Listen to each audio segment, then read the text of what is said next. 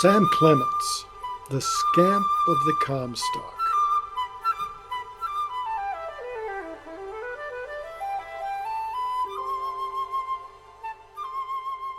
We were off to Virginia City, Kathy, my wife, and I, to follow the trail of Sam Clemens, the legendary writer, raconteur, and lecturer. Sam, as we all know, wrote under the pen name Mark Twain. Virginia City is the town that gave him his start. The town is a sad remnant of itself these days, sporting maybe 1,500 souls. That's a far cry from the great Comstock bonanza days, when millionaires rubbed shoulders with common laborers and fine ladies in magnificent landaus with matched horses bumped over the rutted streets, paying no notice to the boisterous saloons, murderous faro games, and purple-fumed opium dens. The famous Comstock was the largest gold and silver ore body ever found on Earth up to that time, ultimately yielding around $12 billion in today's dollars over a 20-year period.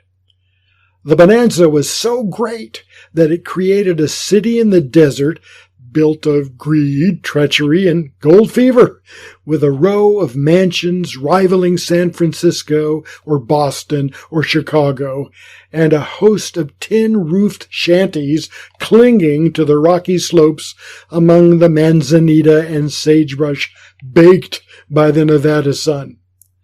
From 1859 to 1879, when the supposedly inexhaustible mines began to play out, more money was made and lost in Virginia City than on Wall Street.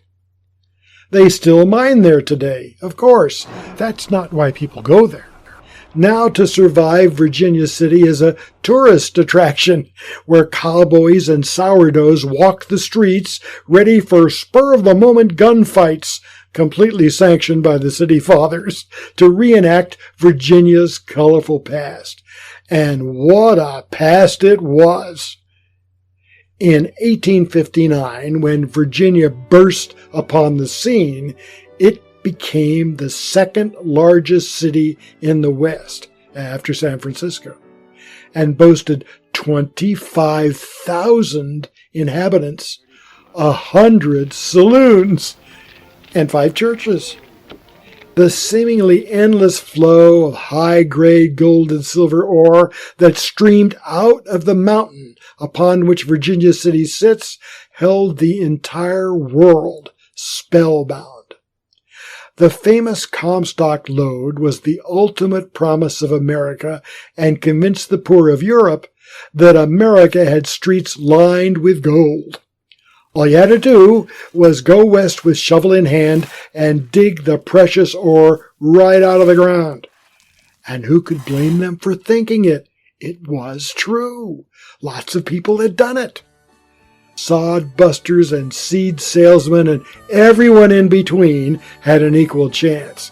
It was the unthinkable promise of the golden land over the horizon. The West was as far away as the moon.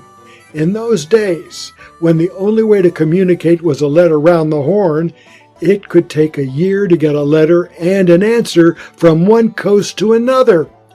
If you went west, your friends and relatives had reason to cry because they would probably never see you again. You were off to visit another world, certainly as wonderful and weird as any place you could find on the earth. And this wasn't the first time the gold bug had bit. Just 10 years before, in 1849, a gold strike in California had created such a rush to the west that more people descended on Sutter's Mill near Sacramento and the sleepy Spanish town of San Francisco de Asís, more popularly known as Mission Dolores, that it drafted all previous immigration up to that time. Within a few years, San Francisco had swollen to 25,000 miners, shopkeepers, and argonauts, and was slowly starting to become a real town. Now, just 10 years later, it was happening all over again. Around the globe, Virginia City was the topic of conversation at every dinner table, and not a little bit of sly speculation. Just like the recent technology bubble of the 1990s, which caused a stock market boom, the whole country was busy trading in the hot stocks of the various mines. A simple soul in Syracuse could be a dirt poor farmer one day, and the next be a wealthy mine owner. Of course, most often than not, it worked the other way. But Virginia did produce more millionaires than any other city in the country during those fabulous 20 years, the Bonanza years. One of the most famous of those Silver Kings was a certain John W. Mackey, an apprentice shipbuilder with a head for business, whose big Bonanza mine gushed out nearly $400 million of silver ore in only 4 years. Mackey was a silent, level-headed Irishman who kept his own counsel and invested his money wisely. He was generous to people in need, and legend has it that he spent the rest of his life giving lots of it away, mainly to the state that helped him make it, Mackey's School of Mines in Reno. At the end of the Great Motherlode period, as he was preparing to leave town, he arranged with the bank, it is said, though I couldn't confirm it, to pay off every loan held by all the citizens of Virginia on all their property. He also paid up all the city's debt as well. It cost him just $1 million or $2 million, but since he had untold millions extra, he didn't even notice the difference. Needless to say, it made quite an impression. Is it true? Well, lots of things in Nevada are true, more or less. The longer time runs on it, the more true it seems to get. But our purpose was to trod the same ground and stand in the footsteps of one of Virginia's most famous graduates, Sam Clemens, quote, the most lovable scamp and nuisance who ever blighted Nevada, close quote. At least so said Senator William Stewart, a good friend of young Twain from Virginia City days. That's from his reminiscences he wrote in 1908. Sam's history in Virginia City is written large in the city's memory. It is where he got his start in 1862, just 3 years after the first major ore body was discovered, and Virginia was where he remained for 4 years until he left town after challenging another reporter to a duel, which was illegal. Sam had the temerity to publish the duel notice in his paper, The Territorial Enterprise, where he worked as an imaginative reporter. So the publisher thought it might be wise for him to travel further west for a bit until the heat was off. Now, don't misunderstand. Sam was not a roughneck or a bully. He was known as a lovable scallywag and rascal, mainly because of his wonderfully outlandish reporting on the news of the day. It's just that he had a hair-trigger temper and a fondness for staring into the bottom of a whiskey bottle. So he could get pretty riled if the mood was upon him. With Sam, the mood came more or less regularly and generally with colorful results. So Sam left marks in Virginia City, which we hoped, with a little effort, we could uncover, and as it turned out, we were right. Of course, every saloon keeper, souvenir shop, and ice cream store swears Mark Twain had a double scoop of Rocky Road Ripple right there just the other day. And in a way, they are right, because the town is inhabited by all kinds of cowboys in slouch hats, six-shooters and spurs, who are busy impersonating old-timey Bonanza sourdoughs, cowpokes, and famous celebrities of the time, including Twain. They seem to have a right good time, shooting each other in mock gunfights and fake lynchings. The tourists have a good time, too, if they let themselves become kids again for one brief moment. Anyway, Nearly every day some Mark Twain wannabe is holding forth at Piper's Opera House and afterwards enjoying that rocky road ripple in between performances. It doesn't take much of an imagination, if you're an ice cream store owner, to stretch the truth and try to convince the tourists that old Mark sure loved this particular brand of rocky road, and anyway it pleases the children. All this fanciful history made digging into the past a real task, for we wanted to find the real Virginia City, the mighty Comstock, the Motherlow, etc.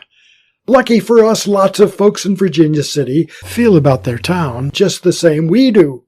They see the buildings and don't see the tourists. They cherish its history and want to share it with others who are really interested, and as to all the other stuff, they're inclined to be very lenient and charitable.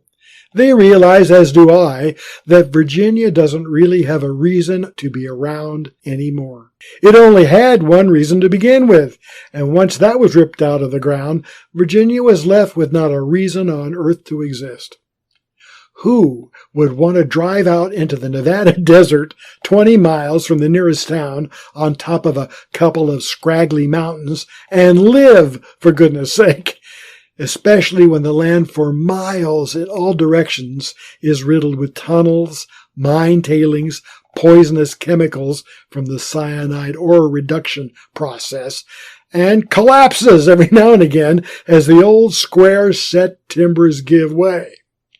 It must have been a mighty tough job to sell it as a tourist attraction, but they have, so my hat's off to them.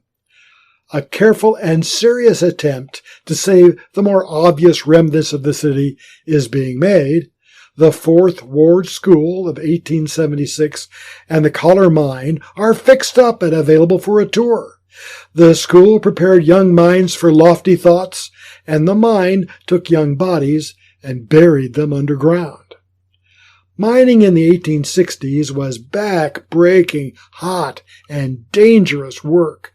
The poorest Chinese laborer was the workhorse of Virginia City, struggling underground in heat so fierce that a fit miner could not stand it for 10 minutes an hour. The riches were so tangible and tantalizing that men not only lined up for a chance to get at the golden veins that shot through the mountain, they would literally kill each other for a chance at it.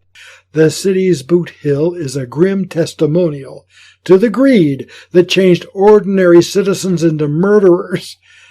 But there was a remedy for the gold bug fever. The Story County Courthouse holds the original jail, a grim and graceless human storage locker that could reduce the toughest cowpoke to meek silence in minutes. And upstairs features an awe-inspiring courtroom with glowing and lovingly polished wood paneling and hard wooden seats. The judge's bench and jury box come right out of a Western movie. Except, of course, this is no movie, and Hollywood, as it usually does, was just using reality as a pattern for its fiction. If you were a defendant in the dock in that courthouse, you had reason to be worried. Justice in Nevada was swift and hard. In Virginia City, which probably had a higher percentage of drifters, grifters, liars, and gamblers than just about any place on earth during the 1870s, justice couldn't afford to be too lenient and forgiving. Even the statue of Justice above the main entrance to the fortress-like building has her eyes wide open and wears no blindfold. That statue says a lot, even though it's made of stone. Some say, and I wouldn't doubt it, that in Nevada, justice looked you right in the eye and would coldly cut you down in the prime of your life for infractions that in today's world would hardly qualify for prison time, let alone 5 very uncomfortable minutes at the wrong end of a hanging rope. Standing in that courtroom 125 years later, I was thinking about young Sam, 25 years old, 5 foot 8 inches, lean and tough from digging, unsuccessfully, in another boom-bust gold town, Aurora, 100 miles to the south. He had a good job, and he was glad to have it. $25 a week was a princely sum, especially for a kid with not much formal schooling. "I'm a good speller," he modestly explained, as his only qualifications for the job. Yes, he could. And the yarning he did with those well-spelled words must have had something to do with his high salary. As a comparison, however, you should bear in mind that since the underground work in Virginia was some of the most dangerous on earth, the miners were the highest paid in the world, at $20 a week. So Sam's verbal eloquence was rated at $5 more per week than a common laborer who sweated in the fiery pits underground, ripping into the golden ore in temperatures of 115 degrees. As Sam would say, "I do not like to work even when another person does it." Obviously, scribbling with a pen was a way to avoid sweating it out underground. Sam had had his fill of mining after spending his first year in Nevada, alternatively working for his brother, Orion, at the soon-to-be state capital in Carson City. Nevada entered the Union in 1864, and then futilely mining in Aurora. The experience in Aurora was enough to convince him to find success as the local reporter of the Territorial Enterprise in Virginia City, with the task of poking about the town and asking questions. There were several other newspapers in town during that period, and lots of, quote, news, close quote. Just not every day, of course. When you have major gold strikes occurring once a week and a shooting every other Wednesday, there was lots to report. When there wasn't anything to write about, Sam was encouraged to use his imagination. Ordinarily, this wouldn't be a problem, but with a precocious mind like Clemens possessed, this was positively lethal. I wandered about town, questioning everybody, and finding out that nobody knew anything. At the end of 5 hours, my notebook was still barren. I spoke to Mr. Goodman, the editor. He said, "Are there any hay wagons in from Truckee? If there are, you might speak of the renewed activity and all that sort of thing in the hay business, you know. It isn't sensational or exciting, but it fills up and looks businesslike." I canvassed the city again and found one wretched old hay truck dragging in from the country. But I made affluent use of it. I multiplied it by 16, brought it into town from 16 different directions, made 16 separate items of it, and got up such an awful sweat about hay as Virginia City had ever seen in the world before. This was encouraging. 2 nonpareil columns had to be filled, and I was getting along.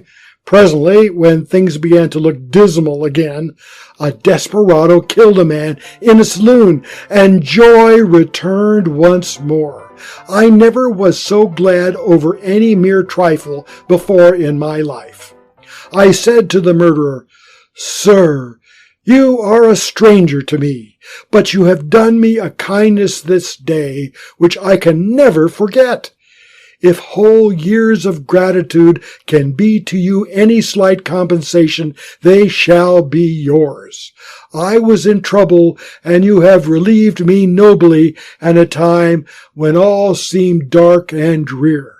Count me your friend from this time forth, for I am not a man to forget a favor." If I did not really say that to him, I at least felt to a sort of itching desire to do it.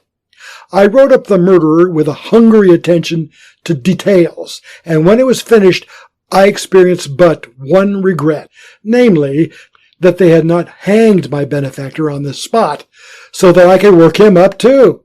That's from Roughing It, chapter 42. Such egregious liberty with the truth would be frowned upon in today's antiseptic world, but in the days before instantaneous communication, web surfing, and television's 24-hour news channels, the ability to get your words put into print was equivalent to a license to steal. Anything you said could hardly be corroborated, so why bother with being accurate with the truth when the imagined truth was probably closer to a real thing anyway? One of those facts which completely lack corroboration, and probably always will, is the origin of the most familiar pen name in all of literature, the famous name of our subject, Mark Twain. We have all heard the romantic story of the Clemens riverboat years on the steamy, muddy Mississippi, with steamboat whistles and the slap, slap, slap of the ever-turning side wheelers. The treacherous water of the river had to be carefully watched, since every sandbar had a nearly magnetic affinity for rivercraft. To avoid such potentially career-destroying events, a mate on board had the task of measuring the depth of the river with a knotted rope tied to a lem plumb bob. Mark 1 was a measure of 1 knot on the rope, and, you guessed it, Mark Twain was a measure of 2 knots on the rope. Well, it's a mighty fine story, which has stuck around because it seems so romantic and comfortable. It brings to mind a leisurely cruise down the Mississippi, with the moon hanging low on the horizon, filtered through the Spanish moss, dripping cobweb-like from the water oaks that line the bank. The problem is, of course, that it makes little sense to name yourself after a knot on a rope. Now, some will say that it means clear sailing and plenty of water under your keel. Well, of course it does. But still, why would an author decide that a measurement was a name that anyone would care about? George Williams III, in his book On the Road with Mark Twain, has a much more satisfying explanation to my mind. Mark Twain, as it turned out, was Sam Clemens' nickname in Virginia City. Unfortunately for the romance lovers of the world, the origin of that nickname turns out to be somewhat less endearing than moonlight cruises over the lovely, sprawling Father of the Waters. Besides owning the Opera House, John Piper had the Old Corner Saloon, which is one of the favorite hangouts for Sam Clemens and the other Virginia City scribblers. Clemens, being the sociable sort that he was, and loving the bottle, took pains to rarely, if ever, drink alone. So he was always in the company of one or more equally sociable reporters. He ordered drinks for himself and his pal, and since he was a regular, had a regular account. He'd settle up on a regular basis, and these days, before sales tax, beverage tax, luxury tax, or any tax for that matter, would be carried by Piper from payday to payday, with a reliance on Piper marking down the number of drinks he'd ordered. Clemens would just call out to Piper how many, and Piper would mark it down. If it were 2, as it most frequently was, Piper would write, Mark, you guessed it, Twain. After enough time, with Clemens calling out Mark Twain for 2 drinks, he picked up the name Old Mark Twain, the 2-drink-at-a-time character. Mark Twain was the name of his youth, of good times and frivolity with men he liked and a profession he loved. When he turned his scribbling skill into his own form of gold, Clemens looked back on those fond years of his youth and called himself Mark Twain. No, it's not as romantic as knots on a rope, if you happen to find knotted ropes romantic, but it sure feels like the kind of thing the Scamp of the Comstock would love to do. A man who could make an avalanche of hay out of a single hay wagon could certainly get a chuckle or two out of his loyal readers swallowing whole Mark Twain as a romantic handle. We found that Old Corner Saloon right across the street from the courthouse on the first floor of Piper's Corner, above which is Piper's Opera House, which at that time shared the spotlight with McGuire's Opera House. Yes, they had opera then, but they also had a rough and rowdy vaudeville and minstrel show as well. Some days the swells from up B Street would come down with their ladies for a bit of culture, provided by David Belasco, with legendary performers such as the Booths, the Barrymores, and Lily Langtry. History crosses you up a bit because as the years roll on, things change. The Piper's I stood in was built after Twain was long gone from town. As a matter of fact, not much of the Twain-era town actually is in its original box, as it were. In a town at 6,200 feet, the winters are mighty cold. Everyone heated their house with wood stoves. Wherever you have thousands of citizens throwing logs on the fire, you have a high probability that somewhere someone is going to tote out the ashes with live embers hidden among the dead coals. And when that happens, in a wood shanty that's been dried in the Nevada sun, you have an instant conflagration. It happened on a regular basis in Virginia City. In 1875, the whole town burned down, except for a few mansions along Millionaire Road. Pipers went up in flames like just about everything else, including the Territorial Enterprise and the courthouse. So the Pipers of today was built in 1885, having burned to the ground in 1875 and 1883. It makes little difference since they built right on the ashes of the old building. As a matter of fact, it makes it downright convenient, since when I was there, the University of Nevada was deep into the corner bar with brush and shovel, sifting through a dark line of ash from the fire of 75, the big bonfire they call it locally. From among the ash and rubble, I saw them extract an ornately carved black meerschaum pipe. It had black forest carving. Kathy immediately noted the style and mentioned it to the dig superintendent. It struck a nerve. You know, she said, John Piper was from Germany and a pipe smoker to boot. Could it be? Here among the dust and ash and rock is a half-broken pipe bowl that could have been held by Piper himself.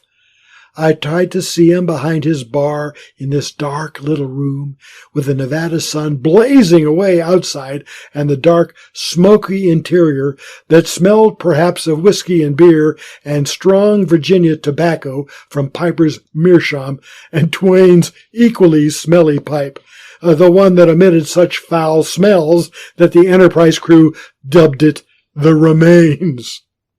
The air was filled with loud laughter and the hurrahing of the reporters of the various town newspapers, dodging the work at the office and making up knee slappers to put in the evening edition.